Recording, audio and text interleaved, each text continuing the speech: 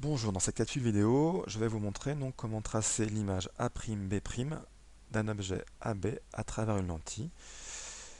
Première chose à faire, si ce n'est pas déjà fait, c'est de tracer l'axe optique, de placer la lentille perpendiculairement à l'axe optique en plaçant son centre optique, son foyer image F' et son foyer objet F. L'objet AB est placé toujours à gauche de la lentille et le point A est toujours placé sur l'axe optique. Dans ce premier cas, euh, j'ai placé l'objet AB en avant du foyer objet. Pour tracer les rayons qui vont permettre de trouver l'image A'B', on va utiliser les trois points caractéristiques de la lentille et le point B. Premier tracé, le rayon qui passe par B et par O. Ce rayon n'est pas dévié. Deuxième tracé, le rayon qui passe par B et qui est parallèle à l'axe optique. Ce rayon est dévié après la lentille et passe par F'. Troisième rayon, le rayon qui passe par B et par F. Ce rayon atteint la lentille, il est dévié, il ressort parallèle à l'axe optique. Le point d'intersection de ces trois rayons à droite, c'est B', image de B. On obtient à ce moment-là une image A'B', donc le point A en fait, A', pardon, on le retrouve en le plaçant à la verticale de B' sur l'axe optique. A'B' est une image réelle qu'on peut capter sur un écran. Cette image est à l'envers parce qu'elle pointe tête en bas par rapport à l'objet.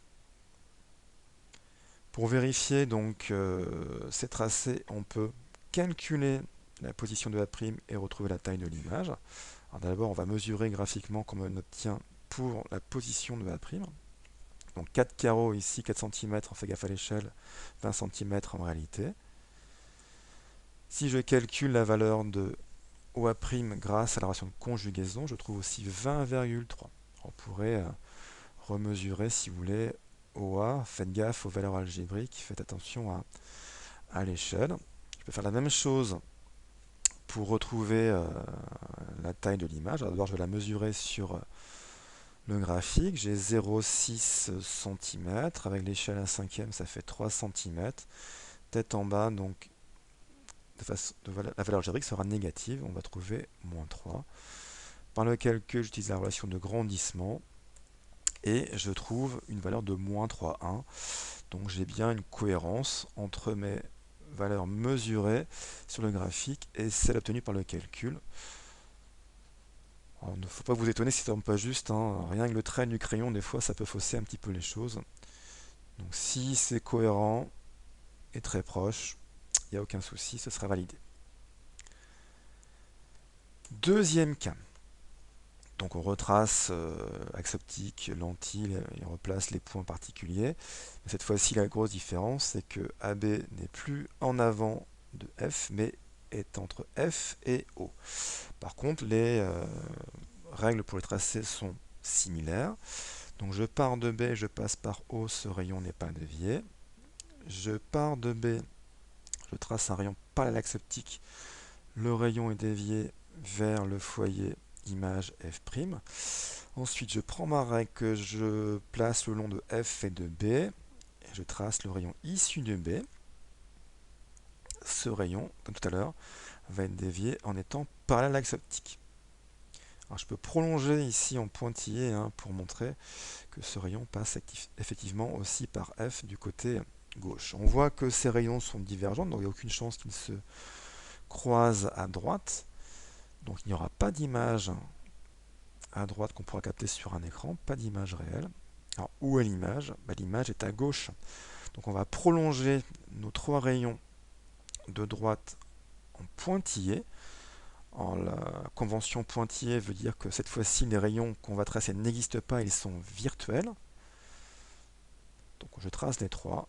Ces trois se coupent en un point qui sera l'image B' de B. Et on peut retrouver A' sur l'axe optique.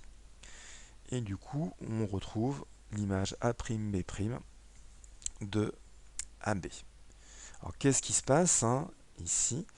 En plaçant l'œil à droite, l'œil, j'ai l'impression que la lumière vient en ligne droite.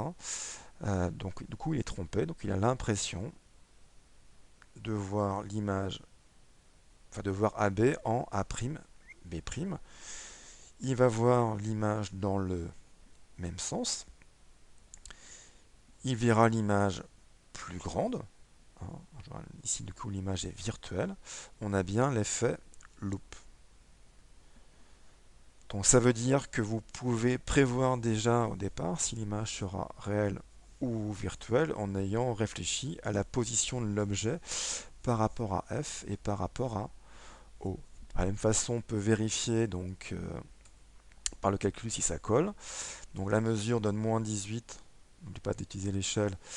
Le calcul donne moins 18,9 pour OA'. Elle va voir négative parce que cette fois-ci l'image obtenue est à gauche. Donc OA' est négatif. Et on peut, comme tout à l'heure, recalculer la taille de l'image et la comparer avec la valeur qu'on a mesurée sur le graphique. On trouve des valeurs similaires. Donc mes tracés sont cohérents. Pas toujours facile hein, d'avoir des rayons qui se croisent en un seul point. On acceptera toujours une petite marge d'erreur. Hein. Ici, il faut juste admettre que les petites erreurs qu'on fait sur les positions des points et les petites erreurs sur le tracé et la taille déjà des rayons, la grosseur du crayon, font que c'est toujours difficile d'obtenir une intersection en un seul point. Donc voilà pour ces tracés. Merci de votre écoute.